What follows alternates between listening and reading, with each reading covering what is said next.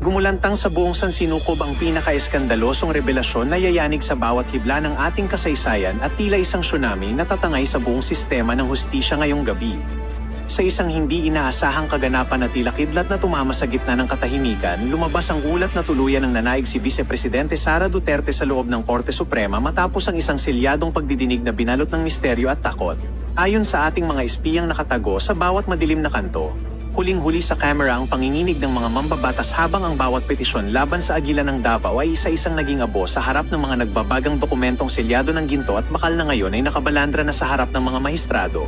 Hindi makapaniwala ang buong mundo sa nakakangilong eksenang ito dahil sina Pangulong Bongbong Marcos at Leila de Lima ay tila naging mga piping estatwa at nga sa matinding buweltang ito na hindi nila inasahan sa kanilang mga panaginip. Ayon sa mga saksing nasa loob mismo ng mga selyadong opisina, tila tumigil ang pag-ikot ng mundo nang ideklara di umano na ang impeachment ay basura na at wala ng silbi sa harap ng bagsik ng katotohanang pilit na ibinaon sa limot ng mga naghaharing uri. Ang bawat pasilyo ng kapangyarihan ay nababalot ngayon ng matinding kaba habang ang mga pader ay tila naglalaway sa takot dahil salamat na hindi na kailanman mabubura ng anumang yaman habang ang buong Pilipinas ay nananatiling tulala sa bangis ng kaganapang ito. Ito na nga ba ang huling kabanata ng isang matikas na pag-atake o ito ay simula lamang ng isang madugong labanan sa politika kung saan wala nang sino mang itatangi sa lupit ng tadhana at ng batas na walang kinikilalang apelyido?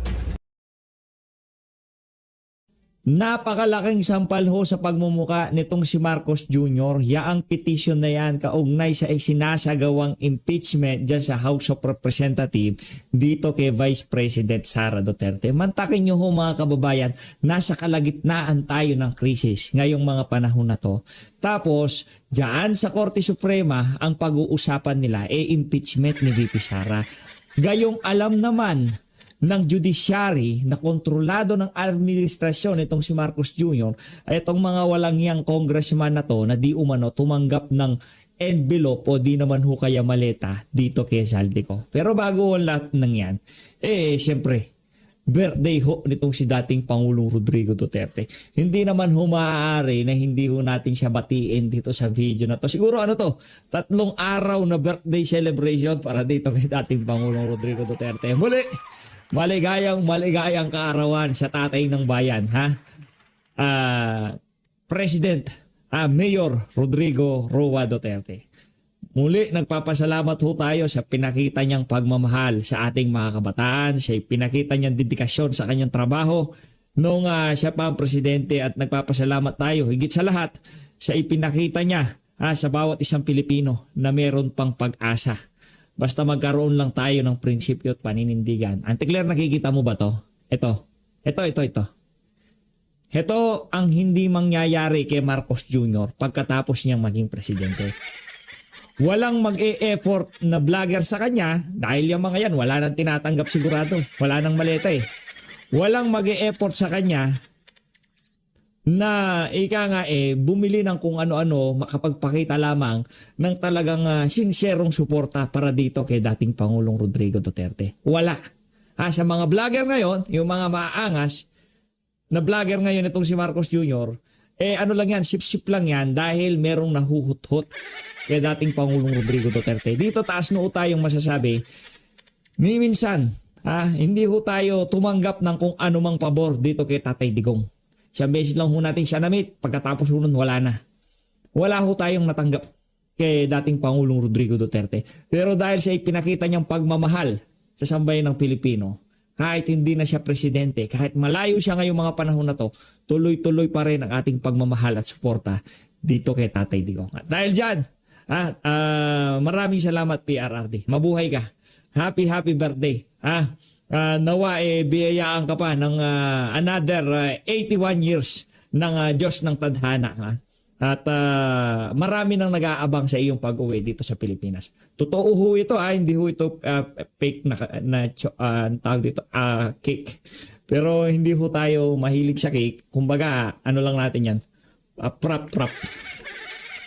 Para siyempre, saan ba naman ho kayo nakakita ng birthday na walang cake, di ba? Kahit na wala dito si dating Pangulong Rodrigo Duterte. Bakit daw red? Bakit hindi daw blue? Yung chocolate pistachio o kung ano pa man berde. Pag nagberde tayo, dahil naka-green screen tayo, baka hindi nyo na makita pag nagberde tayo, kaya nag-red na. Kulay din naman ho ni Tatay Digong yung pula na yan. Kahit tingnan nyo ho nung 2016, kulay niya ho yung pula na yan. Ginamit lang ni Bangag nung nagdaang eleksyon. Pero kulay ho talaga ni Tatay Digong, kulay pula. Pati ba naman kulay? Binibigyan nyo ng kulay? Naknatoka. Maligayang kaarawan sa ating pinakamamahal na Tatay Digong.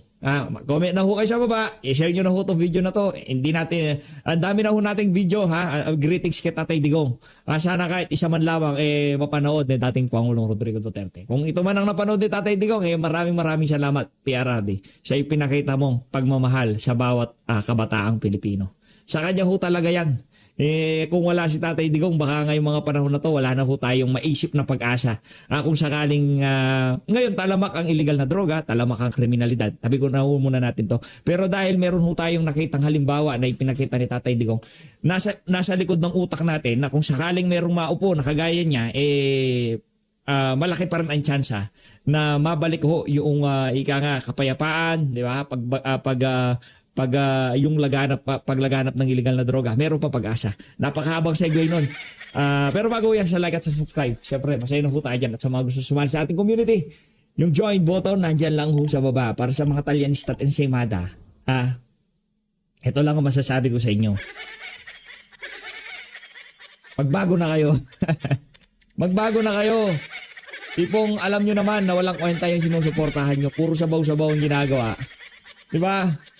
Ano ngayon yung tipong pagka ikaw, vlogger, hindi ka pa namulat dito sa mga sa bagay, mahirap imulat yung mulat na. Mahirap gisingin yung gising na. Diba yung mga yan, kumbaga, nagtutulog-tulugan yung mga yan dahil merong perang natatanggap sa administrasyon na to. Pero pagka wala na, yun na nga ho mga kababayan. Ito na, rerekta ho tayo dito sa panibagong sakit ng ulo ng Malacanang. Diyan sa isinampang petisyon na yan ng ating mga magigiting na abogado, pinangunahan itong si Atty. Shirley Tuturion at kasama niya ho dito itong si Atty. Vic Rodriguez at itong si Atty. JV Hinlo. Sila ho yung ating mga nakita doon sa mga press con kaugnay dyan sa isinampang petisyon na yan sa Korte Suprema. Panoorin ho natin ang balita na to. Naghain ng petisyon sa Korte Suprema ang isang grupo. Naghain ng petisyon sa Korte Suprema ang isang grupo ng mga abogado para ipatigil ang impeachment proceedings laban kay Vice President Sara Duterte. Yan. Nakasaad sa kanilang petition for certiorari with prayer for TRO ang pagkwestiyon kung maaring payagan ang Kamara na ituloy ang pagdinig. Umaasa ang petitioners na pakikinggan ng kataas-taasang hukuman ang kanilang mga kahilingan. Napakatindi ho nun mga kababayan, di ba? Yung hindi ba nagagalumihanan ang administrasyon na meron ng grupo na nagpunta sa Korte Suprema para ipatigil itong napakalaking kalokohan na to na nangyayari ngayong mga panahon na to. Impeachment ni VP Sara sa kalagitnaan. Yung tipong, eto ho mas malala pa ho ito sa pandemic. Ito yung tipong lumilibel sa lockdown na problema natin 'Di ba? Kung yung uncertainty ng mga panahon na yon siguro 1 to 100 nasa nasa 95. Dito ho nasa 90 tayo Dito meron lang tayong kalayaang lumabas. Wala lang lockdown. Pero itong pagsipa ng mga presyo ng mga produktong petrolyo, yun hong parang ang dating sumasakal sa atin ngayong mga panahon. Especially doon sa ating mga kababayang mahihirap. Ngayon, itong petition na to, pag-uusapan sa Korte Suprema. Siyempre, hihingan ng sagot ang mga mambabatas, yung mga walang yang mga magnanakaw na congressman, diyan sa inihain na petition na yan sa Korte Suprema. Diba? Tatanungin sila. Pasasagutin sila diyan sa petition na yan. Hindi ba ho sila nahihiya? Hindi ba ho nahihiya ang administrasyon na to ni Marcos Jr. na kung saan alam ng judiciary, alam ng Korte Suprema na kayang patigilin ng Malacanang itong kalokohan na to. Pwedeng i-delay ng Malacanang ang kalokohan na to, pero wala ho silang ginagawang aksyon. Diba? Yan ang pinag-uusapan sa Korte Suprema. impeachment ni VP Sara. Imbis na yung mga pulisiya na dapat sana ay nakakatulong sa ating ngayong mga panahon na to, imbis na yung makakapagpababa ng mga presyo ng mga pangunahing bilihin, imbis na yun ang pinag-uusapan, yung well-being ng mga ordinaryong Pilipino, pinag-uusapan sa kalagitnaan ng crisis dyan sa Korte Suprema ay ang impeachment ni VP Sara. Palakpakan ho natin. Di ba napakalaking sampal sa pagmumuka ng administrasyon ni Marcos Jr. Napakalaking kahihiyan sa Korte Suprema ang ginagawang pagmando na to ng Marcos administration sa krisis natin sa politika dahil napaka watak-watak ng Pilipinas ngayong mga panahon na to, sa krisis natin sa napakaraming bagay ho ngayong mga panahon na to. Di ba? Let me be clear at the outset. This petition is not about placing Vice President Sara Duterte above accountability. It is about ensuring that accountability remains constitutional. Impeachment is a grave constitutional process. It is not a political free-for-all process. Ayun ho mga kababayan ang mga punto de vista nitong si Attorney Israelito Torion. Pagkatapos ho natin dito, sesegue ho tayo dito sa teka lang ho, tanggalin ko lang to. Yan. Pagkatapos ho natin pinanood yung panayam ay itong press ko ni Auntie Claire, pupunta ho tayo dito sa panayam ng SMNI dito kay Attorney Trixie Cruz Angeles. Unahin na ho muna natin itong si Locaret. Ari na po akong tumanggap ng mga katanungan. Para po sa unang katanungan, Tristan Odalo, Newswatch Plus. Hi, good afternoon, Yusek.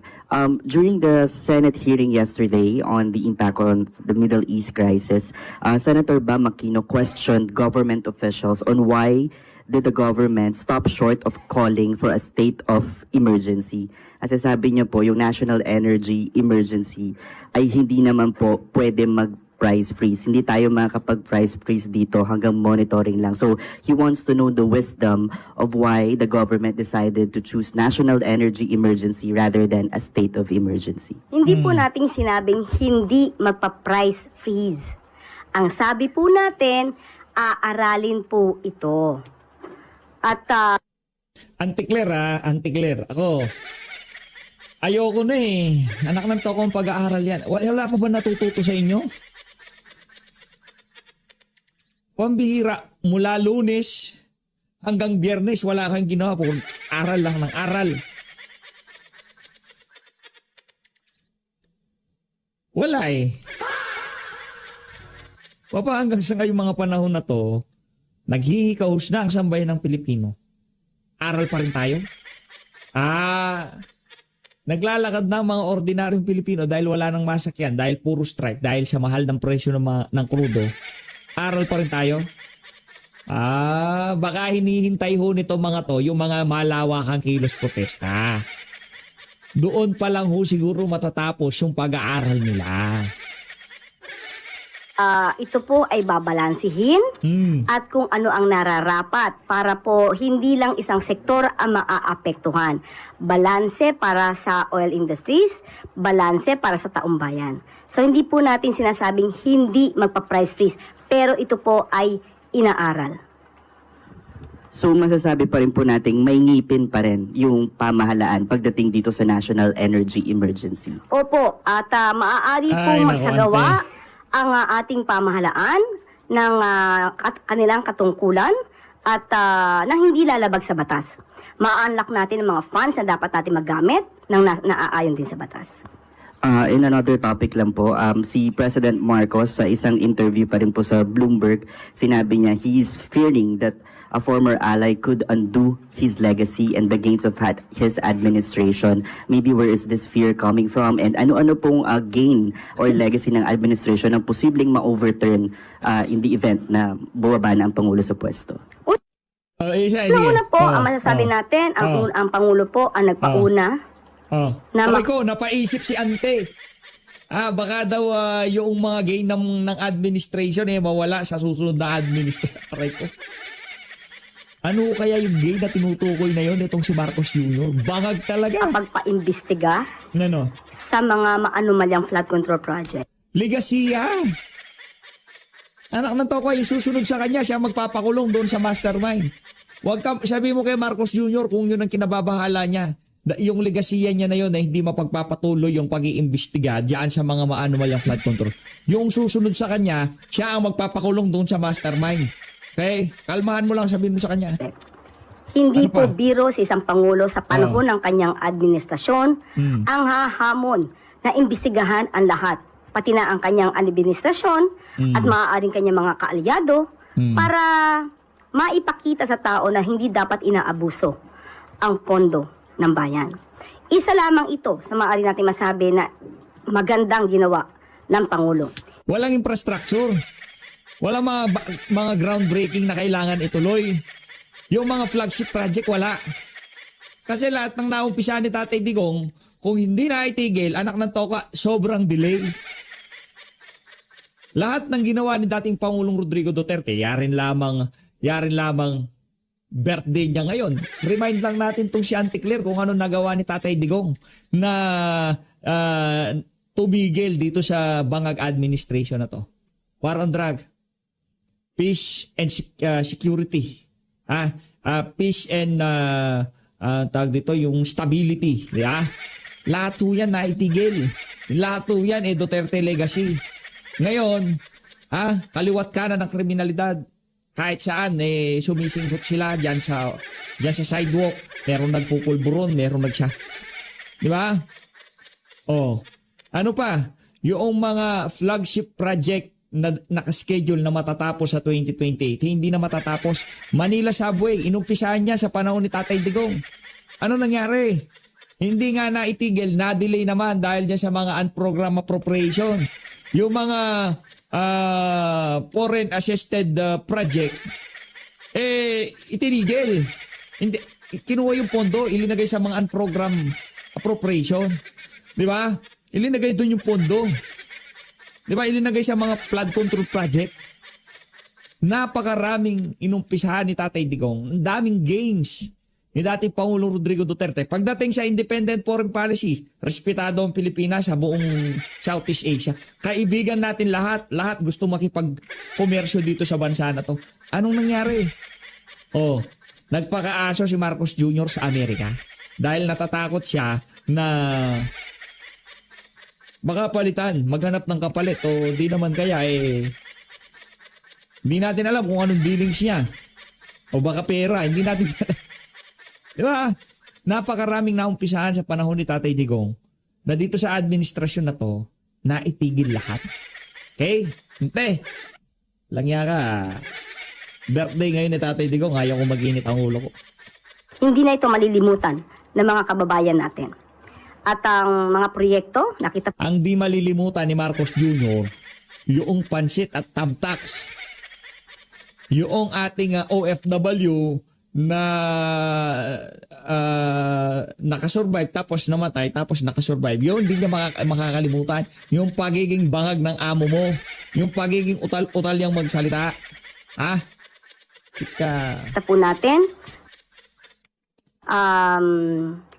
Katulad po ngayon, ang mabilis na paggalaw, pagkilos ng Pangulo sa panahon ng nangyayaring krisis dito sa Middle East. Napaka-hindi na ako Mabilis na paggalaw. Anong mabilis na paggalaw? Anak ng tokwa, wala nga tayong makitang langis ngayong mga panahon na to. Buti na lang dumating si Sarah Sky. Stress na stress. Stress na stress yan, te. Anak ng tokwa. Ang mahal-mahal na setup mo, tayo, isang mic at isang camera lamang, binabalagbag kita. Di ba, saan ka ba naman nakakita? Meron kang lighting sa background mo. Meron kang napakagandang mikropono. Meron kang mga mamahaling lente na kung saan ang kuha sa'yo talagang, di ba? Ganda ng kalidad. Ganda ng setup nyo. Tapos ang babalagbag sa'yo, vlogger lang. Di ka ba naiiyaan yan? Ito po ang masasayang. Kung ang pipiliin nating leader ay hindi maipagpapatuloy ito naging mga gawain ng Pangulo. So ang hindi lang ipagpapatuloy ni VP Sara dahil siya magiging presidente, yung mga party sa Malacanang, fireworks display, party ng mga adult party, di ba? Pagsinghot ng mga tao dyan sa Malacanang, yun, hindi ipagpapatuloy ni VP Sara yan dahil hindi adik yun. Pero ang sigurado kung magpapatuloy dito, madam, maraming makukulong na kawatan. Yan ang sigurado ko sa iyo dyan. Kaya ikaw, ante, siguraduhin mo. Malinis ka pagbaba mo. Sa dami ng basurang ibinato mo kay VP Sara, may kalalagyan ka sigurado. I mean, lalabas at lalabas ang baho mo, walang mangyayari sa'yo masama. Lalabas at lalabas ang baho mo kung sakaling meron kang kalokohang ginawa. Sayang po talaga. Dahil baka mamayagpag, muli, ang mga hindi dapat na mamayagpag at makalimutan, papanagutin ang dapat na managot. Sunod po na katanungan, Mads Maratillo, Net 25. Hi, ma'am. Ma'am, sabi po ng Pangulo nung nakaraan na magkakaroon ng tupad program ang gobyerno para dun sa mga driver, yung mga nasa transport sector na naapektuhan po nitong oil crisis. Ano po yung magiging latag dito ng gobyerno? Paano po? Sa ngayon po ay fina-finalize pa lang po ito. Sa ating pong pinarating, nagkaroon na po ng meeting kahapon at magmi-meeting pa po muli kung ano po ang dapat na guidelines at kung paano po ito maipapatupad. So, ngayon po ongoing po ang deliberations patungkol po dito. Ma'am, magkakaroon po ba ng panibagong pagpapalit sa leadership ng ibang department? Hindi pa po na ipapaabot sa atin kung meron sa ngayon. So far, tiwala pa naman ng Pangulo sa lahat ng head ng departments. Opo. Thank you po. Salamat po. Sunod na katanungan, Ann Soberano, Bombo Radio.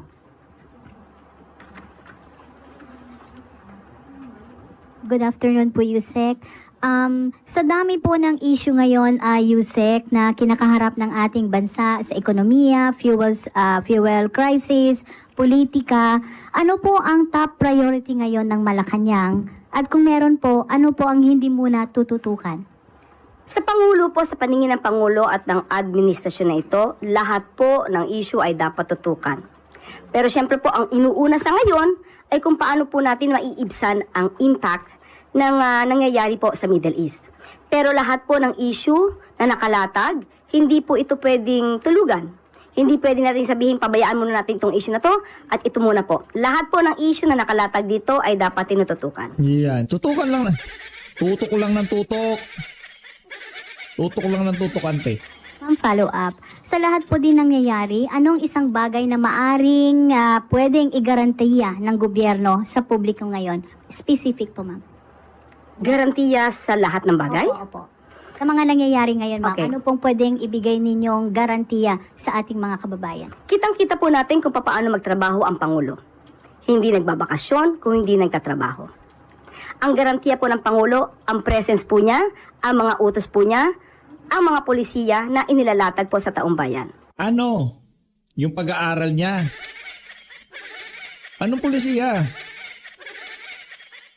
Yung pulisiya ba niya pagpasok ng krisis, liparan yung presyo ng mga produktong petrolyo? Yun ba ang pulisiya? Nakanantok ang pulisiya yan. Nakikita Kung ganyan ang pulisiya niya, sabihin mo sa kanya na. po natin.